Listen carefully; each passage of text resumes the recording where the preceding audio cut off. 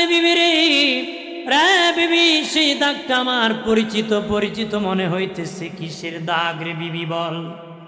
বিবি ডেকে বলে, স্বামী, আমি যেদিন পৃথিবীতে এসেছি আমাদের ঘরে একটা গোলাম ছিল, সেই গোলাম ছুরি দিয়ে আঘাত করেছিল আমার পেটেতে। স্বামী, গোলাম আঘাত করিয়া দেশ তাড়িয়া দেশান্তর হয়ে যায়, আমার মা শিলি করে দিয়েছি, আল্লাহ আমাকে ভালো করে দিয়েছি। তখন ওই জামাই ছেলেটা বিনায় বিনায় কান্নায় ভেঙ্গে পড়ে কই, বিবি, যেই গোলাম তোরে আঘাত করেছিল আমি হইলাম সেই গোলাম। আমি হলাম কি? আমি হলাম সেই গোলাম। বিবি ডেকে বলে, রে স্বামী, কেন রে আমারে আঘাত করে তুমি এইভাবে কেটে দিয়েছিলা, আমাকে তুমি চাকু দিয়ে কেন আঘাত করেছিলে? কো বিবি, শোন রে বিবি, আমি যখন তোর মা আমাকে যখন আগুনের কথা বলেছিল বের হয়েছি, একজন দরবেশ বলতেছে তুই নাকি 100 যুবকের চরিত্র নষ্ট করবি, তোর মরণ নাকি মাকড়সার কারণে হবে। আমি দেখলাম তার জন্য আমি আগুন নিয়ে যাব, আর সে 100 চরিত্র যুবকের চরিত্র নষ্ট করবে, তারে আমি খুন করে ফেলবো, যেন কোনো যুবকের চরিত্র নষ্ট না করতে পারে। যুবকের চরিত্র ঠিক রাখতে তুই তখন আমি আঘাত করেছি। তখন তার বাবাজি বিবি ডেকে বলে, স্বামী, তাহলে সব খবরই তুমি জানো আগে। তখন স্বামী ডেকে বলে, বিবি, ওই দিন দরবেশ সামনে বলেছিল তুমি 100 যুবকের চরিত্র নষ্ট করবা, বিবাহত হয়ে গেছি রে। বলো রে বিবি, সত্যি কি তুমি 100 যুবকের চরিত্র নষ্ট করছো নাকি? কয়, স্বামী, সব তো জানে, গোপন করে লাভ নাই, সত্যই রে স্বামী, আমি 100 যুবকের চরিত্র নষ্ট করেছি। একটু চিল্লায় বলি নাউজুবিল্লাহ। আল্লাহ বানানোর পরে না কইছে কলা, আল্লাহ ছেলে বানাইছে পরে বলছে ছেলে, মেয়ে বানানোর পরে বলছে মেয়ে। হ্যাঁ না, এর আগে কইছে বানানোর পরে। এই জন্য মায়ের পেটে ছেলে হবে না মেয়ে হবে এটা জানে কে? আল্লাহ। বৃষ্টি নাজিল করে কে? আল্লাহ। জোরে বলেন কে? আল্লাহ। আল্লাহ। পৃথিবীর কারো ক্ষমতা নাই বৃষ্টি নাজিল করে। আগামী দিনের খবর জানে কে? আল্লাহ। বাবাজি, মরণ কখন হবে, কোন জায়গায় হবে, কিভাবে হবে, তো জানে আমার আল্লাহ। কখন হবে কে জানে? তুমি মোবাইল বাদ দিয়ে তোমার যে তুমি নি মাইক মে না, কেউ আছে?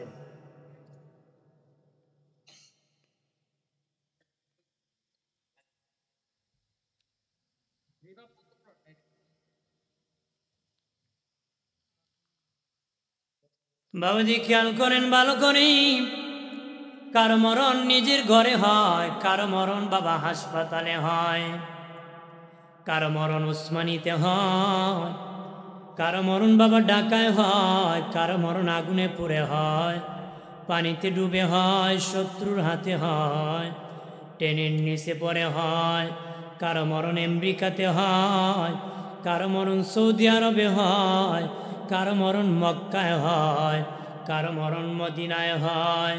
বাবাজি, কে কিভাবে কোন সময় মরবে সেটাও জানে, কোন জায়গায় মরবে আল্লাহ জানে। জানে কি না বলেন, কে জানে? কারো মরণ সম্মানের হয়, কারো মরণ অসম্মানের হয়, কারো মরণ বাবা সম্মানের হয়, কারো মরণ অসম্মানের হয়। কথা বলেন না বাবাজি, খেয়াল করেন, জুমাবারে মারা গেলে ইজ্জত বেড়ে যায়, লাইলাতুল কদরে মারা গেলে ইজ্জত বেড়ে যায়। বাবাজি, সোনার মদিনায় মরে গেলে ইজ্জত বেড়ে যায়, শাহাদাতের মরণ হলে ইজ্জত আরো বেড়ে যায়। ইজ্জত কি আরো বেড়ে যায়। জঙ্গে শহীদ যে জীবন দিয়েছি শাহাদাতে, তার মর্যাদা আরো বেড়ে যায়। কার কাছে? জোরে বলেন, কার কাছে? মদিনায় মরলে লাভ না লস? সম্মান কম না বেশি? আমরা দেশে হজে যাওয়ার সময় হুজুর দোয়া করুন আল্লাহ যেন ফিরে আনে। কথা কইতে আসছিল হুজুর দোয়া করেন নবীর দেশে যেন আমারে রেখে দেয়, জান্নাতুল বাকিতে যেন আমি ঘুমিয়ে পড়ি, হাসরের দিন নবীর সাথে যেন দাঁড়ায় যায়। এই আকাঙ্ক্ষা আসেনি? জোরে কোন আছে? আমার প্রাণের বাবাজি খেয়াল করেন ভালো করে, ও বাবাজি মরণ একদিন পাকড়াও করবে। কার কিভাবে মরণ হবে সেটা জানে আল্লাহ।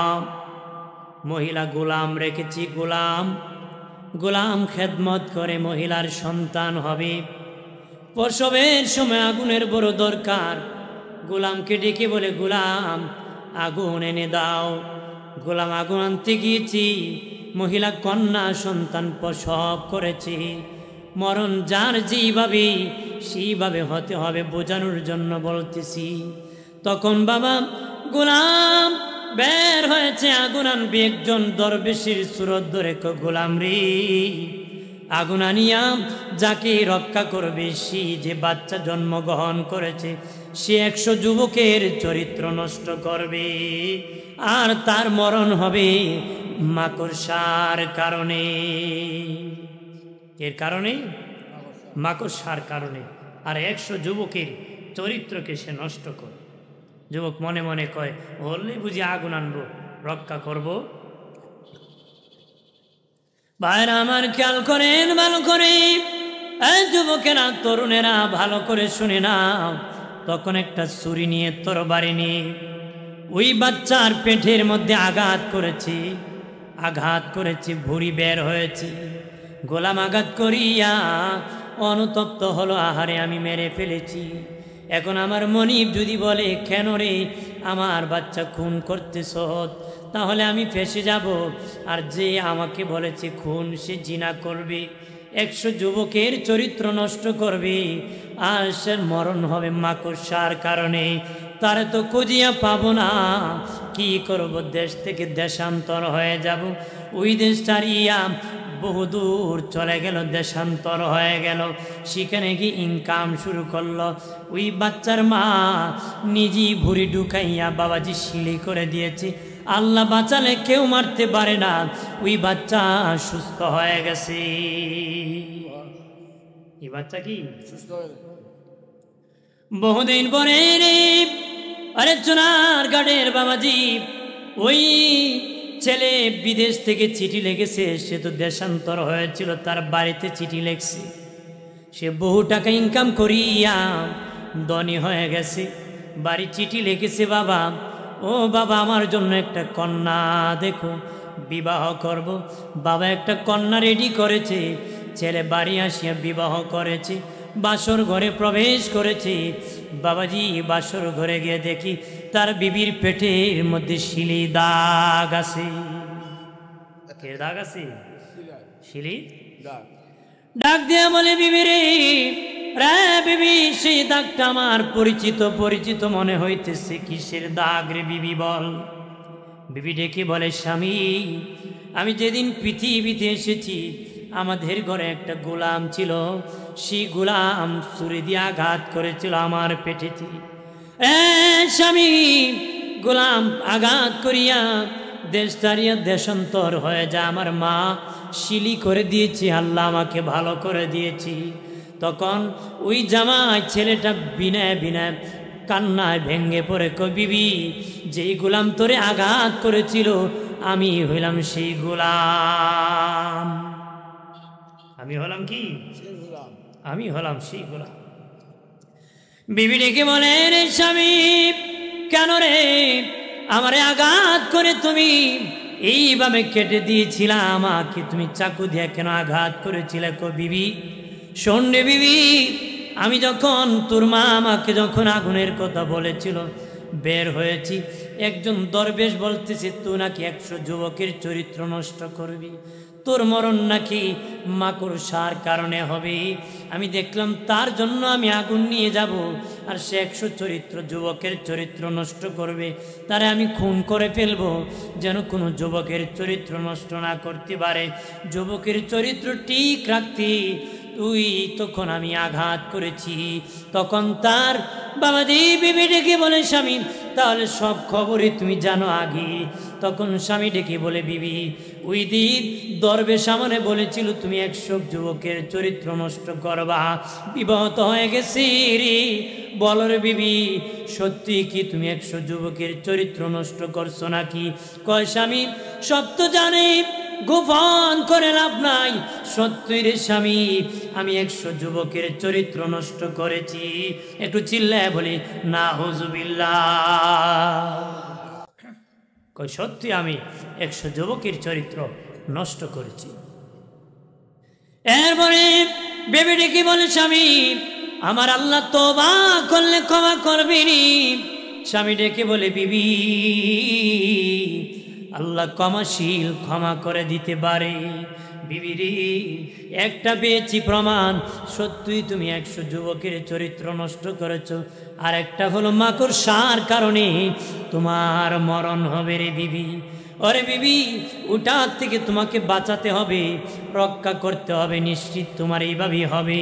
স্বামী বিবি বাঁচানোর জন্য গ্লাস ফিটিং করে ঘর বানাইছি, রুম বানাইছি, চতুর্দিকে গ্লাস লাগাইছি, মাকড়সা যেন গ্লাসের ভিতর প্রবেশ না করতে পারে। বাস করতেছে বাবা, মাকড়সা থেকে বাঁচার জন্য গ্লাস ফিটিং করেছি। বিবি হঠাৎ করে বাবাজি রুম ঝাড়ু দিতেছি, দেখে একটা মাকড়সার বাচ্চা উড়াল দিতেছি। স্বামীর ডাক দেখো স্বামী তুমি যে মাকড়সার কথা বলো এটা কি সেই মাকড়সা? বলে হ্যাঁ রে বিবি এটাই সেই মাকড়সা যে দরবেশ বলেছিল যে মাকড়সায় তোমার মরণ হবে, এটাই সেই মাকড়সা। বিবি ডেকে বলে স্বামী ওইটি বুঝি আমাকে মেরে ফেলবে, জীবনে অনেক মাকড়সা মেরেছি, সে বুঝি আমাকে মেরে ফেলবে। ঝাড়ু দিয়া বাড়ি দিয়া মাকড়সারে মেরে ফেলেছি। জমিনে বাবা ফ্লোরের মধ্যে মাকড়সা ভরে গেছে। গুসা করে কই স্বামী ওই মাকড়সাই বুঝি আমাকে মেরে ফেলবে। নিজের পা দিয়ে মাকড়সাকে মোড়া মেরেছে, চাপ মেরেছে। ওই যে চাপ মেরেছে বাবা, মাকড়সার থেকে বিষ পায়ে ঢুকে গেছে, গ্লাসের ভিতরেই মহিলা মারা গেছে। আল্লাহু আকবার কোন না। ওই যে কইছে মাকড়সায় মরণ হবে, গ্লাস ফিটিং করো, মরণ থেকে বাঁচতে পারে নাই, ওইটি মরণ হয়েছে। বেটা শুনছিল নদীতে ডুইবা মারা গেল, এই জন্য কি করছে 2 পাও কাটাই নিছে। 2 পাও কি 2 পাও কেটে ফেলেছি, বাড়ি থেকে বের হবো না, নদীর ঘাটে যাবো না, মরবো না। বেটা বহুদিন ধরে বের হইতে পারো না, একদিন ঘোড়া আসছে, ঘোড়ার দৌড় দিতে ইচ্ছে হয়েছে। বহুদিন ধরে বেরোয় নিয়ে আমার একটু কষ্ট করে ঘোড়ার পিঠে বসায় দাও। ঘোড়ার পিঠে বসাই দিছে, এমনি ঘোড়া দৌড়তে দৌড়তে নদীর ফেলে না আসারতে আসারতে সাগরে ফালায় মেরে ফেলছে। তো মরণ যেখানে এখানে যেতেই হবে, কতক্ষণ মৃত্যু যেখানে হবে সেখানেই যেতে হবে বাবা। আব্রাহা বাদশার মতো যদি লোহার সিন্ধুক বসে দেখো, সেখান থেকে মালাকুল মউত ধরে আনবি। কত বাহাদুর, সাদ্দাতের চেয়ে বড় বাহাদুর তো কেউ নাই। হামানের চেয়ে নাই, কারণের চেয়ে নাই, ফেরাউনের চেয়ে নাই বাবাজি, তারাও বাঁচতে পারে নাই, পৃথিবীর কেউ বাঁচবে না রে। পৃথিবীর কেউ কি বাঁচতে পারবে? এই হবিগঞ্জের চুনারগাড়ের এমন কেউ আছে নাকি কুমিল্লা বৈশরিছে আজরেল পায় নাই খুঁজে? প্রতিদিন আয় আপনাদের গ্রামে খুঁজে বেড়া অমুকের ফুত অমুকের পাই না, কবজ করতে আসলাম, আছে নাকি? জোরে কোন আছে? যেখানে যাবেন সেখানে আজরেল হাজির, কতক্ষণ ঠিক না হাজির হবে কি না জানিয়া রাখুন। এই মুমিন মুসলমান, আপনি যখন বাড়ি থেকে বের হবেন তখন আপনার সাথে বিবি থাকবে না, বাবা থাকবে না, সন্তান থাকবে না, বাড়ির কেউ নাও থাকতে পারে। লন্ডন যাবেন, একাই যাবেন, তবে একটা জিনিস সাথে আছে, ওটা হবে মরণ। মরণ বলবে না বাড়ি যা, তারপরে কবজ করব। যেখানে সময় হবে, স্থান হবে, সেখানেই রুহু কবজ করে ফেলবি। সাদ্দাত আল্লাহর সাথে চ্যালেঞ্জ করেছিল, তোর জান্নাতে যাব না, আমি নিজে জান্নাত বানাবো। 1000 বছর কাজ করিয়া জান্নাত বানাইছে বাবাজি, 12,000 কামরা বানাইছে, 12,000 কামরা বানাইছে। এত বড় বেঈমান ক্ষমতাশীল আল্লাহর সাথে চ্যালেঞ্জ করেছে, আল্লাহর জান্নাতে যাবে না, নিজে নাকি জান্নাত বানাবে। জান্নাত বানাইছি, 1200 কামরা বানাইছি। শুনেছে আমার আল্লাহর জান্নাতি হুর গিলমান থাকবে বাবা। গ্রাম দেশ থেকে খুঁজে খুঁজে যুবতী নারীদেরকে ধরে হুর বানাইছি। ওই সাদ্দাত ওই জান্নাত যেদিন উদ্বোধন করবে, তার জান্নাতে যখন প্রবেশ করবে, ঢোকার আগেই আজরাইল তারে ধাক্কা মারছে। আজরাইল কি করছে? ধাক্কা মারছে। আজরাইল তাকে ধাক্কা মেরে দিয়েছে। সে ডেকে বলে, কে? আমার চিনোনি। আমি কে? চিনোনি? এই দরবেশ তুমি কে রে? জানো না আমি জান্নাত উদ্বোধন করতে এসেছি। আমারে চিনোনি? আমি মালাকুল মউত আজরাইল। সাদ্দাতের কম্পন শুরু হয়েছে, কাঁপন শুরু হয়েছে। ডেকে বলে, আজরাইল আমি জানি রে, তুমি যখন আসবা কাউকে সময় দিবা না। আজরাইল তোমার কাছে আমি সামান্য সময় চাই। আমি 12,000 কামরা বানাইছি, 1000 বছর কাজ করাইছি, আমার জান্নাত আমি দেখি নাই। একটু মেহেরবানি করে ওই সময় আমারে দিয়ে দাও। ওই পরিমাণ সময় আমি মাথা ঢুকাইয়া ডান দিকে একবার তাকাবো, বাম দিকে আরেকবার তাকাবো, এই পরিমাণ সময়টা তুমি দিয়ে দাও। আজরাইল বলে, আল্লাহ ও মালিক, বেচারা সাদ্দাত নিরুপায় হয়ে গেছে, আমার কাছে একটু সময় চাই গল্লা। আল্লাহ বলে, আজরাইল তোমার কি মায়া লাগে নাকি? আল্লাহ আজরাইল বলে, আল্লাহ তুমি তো আমাকে মায়া দয়া দেও নাই, তবে মালিক ও আল্লাহ এই বেচারা সাদ্দাতের জন্য আজকে আমার মায়া লাগতেছে। আরেকদিন এক শিশু বাচ্চার জন্য মায়া লেগেছিল। আল্লাহ বলেন, আজরাইল ওই শিশু বাচ্চা কে রে জানুনি? আজরাইল বলে, আল্লাহ নদী ভূমিকম্প হয়েছিল, নদী দিয়া নৌকা ভেসেছিল, তখন নৌকা ডুবে গিয়েছিল। তক্তার উপর একজন নারী ভাসছিল, ওই তক্তার উপর নারী সন্তান প্রসব করেছিল। তক্তার উপর গো মালিক নারী একটা ছেলে সন্তান প্রসব করেছিল। তখন তুমি মালিক রব্বুল আলামিন আমাকে বলেছিলাম ওই মার রূহ কবজ করতে, মার রূহ কবজ করিয়া সমুদ্রের মধ্যে যেন ফেলে দিই, আর কাঠের মধ্যে যেন বাচ্চাকে ভাসায় দিই। আল্লাহ গো, ওই দিন যেদিন ওই তার মাকে রূহ কবজ করে বাচ্চা প্রসবের পরে মাকে যখন সমুদ্রে আমি ফেলে দিয়েছিলাম আর তক্তার মধ্যে বাচ্চাকে ভাসায় দিয়েছিলাম, ওই বাচ্চার জন্য ওই দিন আমার বড় মায়া লেগেছিল। আল্লাহ বলেন, আজরাইল যে বাচ্চার জন্য তোমার মায়া লেগেছিল, ওই বাচ্চাই হলো বেঈমান সাদ্দাত। আমি আল্লাহ তারা আজলে জঙ্গলের কিনারার মধ্যে নিয়েছিলাম রে।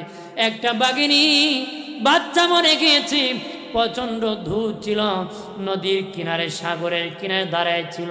আমি আল্লাহ বাঘের অন্তরে ওই সন্তান মানুষের মায়া দিয়েছিলাম।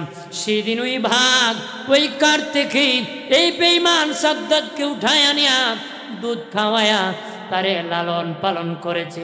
আমি আল্লাহ কয় মাস খাওয়াইছি? 12 মাস পর্যন্ত এই বেঈমান সাদ্দাতকে আমি বাঘের দুধ খাওয়াইছি।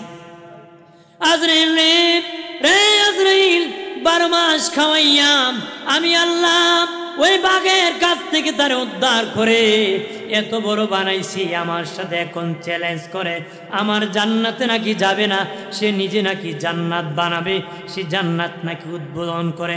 আজরাইল বলে, মালিক ও আল্লাহ, সেই যদি এই বেঈমান হয়ে থাকে আর সময় দেওয়া যাবে না। সময় দেওয়া হলো না বাবা, মুহূর্তে রূহ কবজ করা হয়েছে। মুহূর্তে কি যে বেটা এত বড় জান্নাত বানাইছে এরও সময় দিছে না। আর সলিম আলী আর কলিম আলীর কি খবর থাকবো না, কথা হয় না। যুদ্ধ চলবো নি? আজরাইলের সাথে চলবো? মুসা নবীর কাছে গেছে, তাপ্পর মেরে চোখ খুলে দিছে। কি দিছিল? চোখ খুলে দিছিল আজরাইল। আজরাইল কয়, আমার আজরাইল গিরি শেষ। আল্লাহ কয়, কি হয়েছে? আপনার নবী এমন তাপ্পর দিছে, চোখ শেষ করে দিছে, আমি আর রূহ কবজ করতে পারবো। আল্লাহ কয় তুমি কেন এত গরম দেখাও? সব জায়গায় গরম দেখাও না, কারণ আমার নবীর পাওয়ার তোমার চেয়ে বেশি। তুমি সব জায়গায় একরকম বলিও না, কারণ আমার নবীর পাওয়ার তোমার চেয়ে বেশি। এখানে গিয়ে তুমি অনুমতি দরকার ছিল। আল্লাহ আমারে মুক্তি দাও। আল্লাহ কয় না, এখন থেকে তোমার পাওয়ার বাড়াইতেছে, না বাড়াইলে সামনে বাঙালি। কথা কথা, যে বাঙালি যদি আসিল প্রকাশ্যাই তো বেটা আগে গুন্ডা বাহিনী ফিট করতো। কথা হয় না, রাজার বাজারের মুগুর লিয়ে দাঁড়ায় থাকবে, আজেল কেমনে কথা হয় না, থাকতো কি না? প্রাণের বাবাজি, আমার আল্লাহ সুবহানাহু ওয়া তাআলা আজরাইলের ক্ষমতা এমন ভাবে বাড়িয়ে দিয়েছে, বাবার সামনে ছেলে মরে যায়, বাবা বলতে পারে না। ছেলের সামনে বাবা মরে যায়, ছেলে বলতে পারে না। মায়ের সামনে মেয়ে মরে যায়, মেয়ের সামনে মা মরে যায়, ইমামের সামনে মুসল্লি মরে যায়। বাবাজি, দেশের বুদ্ধিজীবীরা আজরাইল কেমনে ঢুকি, কেমনে বাহির হয়, রুহ কিভাবে রুহটা নিয়ে যায় দেখার জন্য বাবাজি সাকরাতের বিছানায় মানুষ পড়ে আছে, গ্লাস ফিটিং করে রাখছে, দেখি আজরাইল কেমনে ঢুকি, কেমনে বাহির হয়, রুহটা কিভাবে নিয়ে যায় পরীক্ষা করার জন্য গ্লাস ফিটিং করে বাবা বয়স্ক যে সাকরাতের বিছানায় তারে ঢোকায় রাখছি। চতুর্দিকে মানুষ দাঁড়িয়ে আছে, কিভাবে আজরাইল ঢুকি আর রুহ কবজ করে কিছুই দেখে নাই। হঠাৎ করে গ্লাস ফেটে গেছে, হঠাৎ করে গ্লাস ফেটে গেছে, আর কিছু বলতে পারে না, লোকটা মরে গেছে। আমার আল্লাহ এত ক্ষমতা বাড়াই দিছে, পৃথিবীর কারো ক্ষমতা নাই। আদম নবীকে বানানোর জন্য আজরাইলকে পাঠাইছিলেন মাটি নেওয়ার জন্য, উনি একটা খাবলা দিয়া মাটি নিয়েছিলেন বাবা। এক খাবলায় তাফসীরের কিতাবে এসেছে 40 মণ মাটি নিয়েছিল রে। ওই মালাকুল মউত রূহ কবজ করে ভাগার সুযোগ নাই। সুযোগ আছে? জালালউদ্দিন সুয়ুতী কইছে 500 ফেরেশতা জাতা দিয়া ধরে, চাপ দিয়া ধরে, কারণ এক ফেরেশতাই তো লুফাই নাই, আর 500 ধরে। 500 তো লুফাই আসেনি। এই জন্য বাবাজি বলেছেন, যখন রুহ কবজ করা হয় মানুষের রুহটা 80 জায়গা দিয়ে পলাইতে চায়, 80 জায়গা দিয়ে মানুষের রুহ 80 জায়গা দিয়ে পলায় যেতে চায় রে। এই জন্য বলেছে মৃত ব্যক্তির পাশে কমজোর মানুষ বসিও না রে। যদি রুহটা পায়ের দিকে এসে জোর করে, লোকটা যদি লাথি মারে শেষ করে দিবি, আঘাত করে শেষ করে দিবি, ওতে ক্ষমতা বেড়ে যাবে রে বাবাজি। রুহু বাবা এইভাবে দৌড়াদৌড়ি করে রে। রুহু কি, রুহুকে নবী বলেছেন রুহু আল্লাহর হুকুম। রুহুটা কত বড় দয়াল নবী বলেন, একটা মানুষ যত বড় রুহুটা তত বড়। আল্লাহর হুকুম দিয়া রাখছি। রুহুটা যখন আজরাইল কবজ করে আত্মা পা নাড়া বন্ধ হয়ে যায়, আত্মারা বন্ধ হয়ে যায়, এইভাবে নড়াচড়া করতেছি। আমার আল্লাহ বারে তাআলা হুকুম করলে বের হয়ে যায় বাবাজি, লাশ হয়ে যায়। আরো আস্তে কর। রুহটা যখন বের হয়ে যায় লাশ হয়ে যায়, আর কোনো দাম নাই, আর কোনো মূল্য নাই। পৃথিবীর সবচেয়ে বড় বোঝা হলো লাশ। সন্তান হইয়া বাবার জন্য বড় চিন্তা করিনি। একটা মাত্র ছেলে মরে গিয়েছি, বাবার কাছে কঠিন বোঝা হয়ে গেছে। রাত 10টায় যদি মরে যাও মানুষ বড় ভয় পায়, পাহারা কেমনে দিব। মসজিদের ইমাম খুঁজি, হাফিজ কোরআন খুঁজে তেলাওয়াত করবি। কার জন্য বাড়ি বানাইবা, যেই খাটে ঘুমাইবা সেই খাটে ভয়তে কেউ ঘুমায় না রে। মিথ্যা কথা কইছি না? ভয় পায় রুহ নাকি ক্ষতি করবে, রুহ নাকি তারে ধরে নিয়ে যাবে। মানুষ কান্না করে বেটার ফুলায় বিড়ি টানে। যদি কো বেটা মানুষ তেলাওয়াত করে কান্না করে তুই বিড়ি টানে, আমার যেটা ই গেছি ইটা করে, আমার ই গেছি ইটা। বাপেও খায়, ফুলায় বা আসেনি। কথা হয় না। ভালোই তো করতে, কারণ বাপের তুই বিয়ের সময় আকাম করছে। কথা বলা আমার প্রাণের দুস্থ বুজুর্গ, আমরা হলাম মুসলিম জাতি। মুসলমানের বিয়ার সময় মুসলমানের অভ্যাস নাই, সব হিন্দু সংস্কৃতি, ঠিক কিনা বলে? যেই জামাই বাবু বিয়ে করবে তারও নামাজ নাই, ওযু নাই, গোসল নাই। যে মেয়ের বিয়ে হবে তারও নামাজ নাই, ওযু নাই। 7 দিন আগ থেকে বাবা ধুম্মুর ধুম্মুর মারে, আছে কিনা? যেই বেটার টাকা আছে সে বাবা বারাটি নারী না ছায়, যার টাকা নাই ধুম ধুম মারে বক্স। এটা বাবা গজব, লানত। লানতে রহমত আসতে পারে না, ওই মেয়ের ঘরে ভালো সন্তান হতে পারে না। বাপ ভালো তো বেটা ভালো, মা ভালো তো মেয়ে ভালো, গাই ভালো তার বাছুর ভালো, দুধ ভালো তার ঘি ভালো। কথা বলা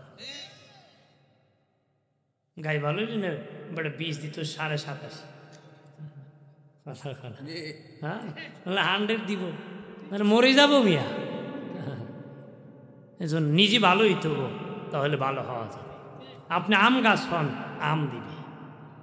কথা বলা হ্যাঁ এমন দুল ভাজে বীর মধ্যে, এত অসহ্য লাগে।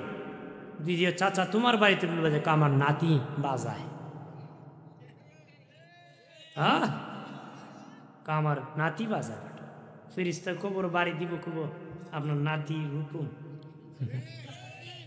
কেনা। এই সময় আরাম লাগতো, দুরমুজ কম দিত না তো।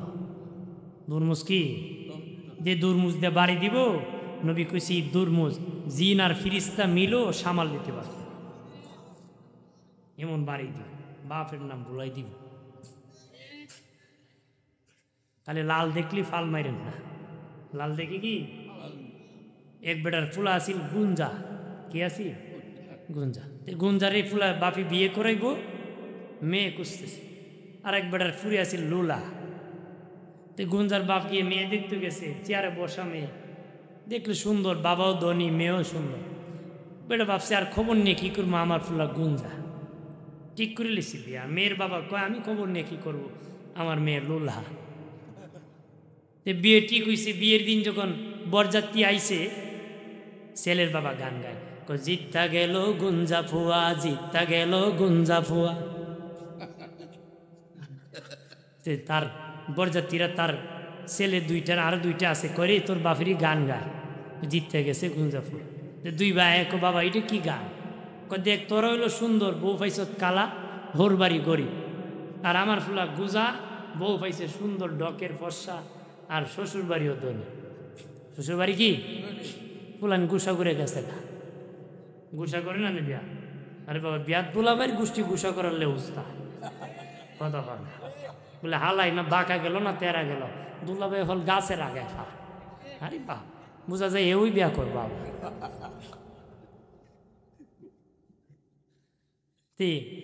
আরেক বেটা গিয়ে কন্যার বাপরে কই মিয়া তোমার বিয়েরই গান গায়। কি গান গায়? জিততে গেছে গুঞ্জা বিয়াইরে খো আমার একটা গান আছে, আমার একটা। কি গান? কন্যার বাবা গান গায়, বুঝে যাবে বিয়াই টেল্লা নিতে, বুঝে যাবে বিয়াই টেল্লা নিতে। খবর লিয়ে দেখে কন্যার ফাউই নাই,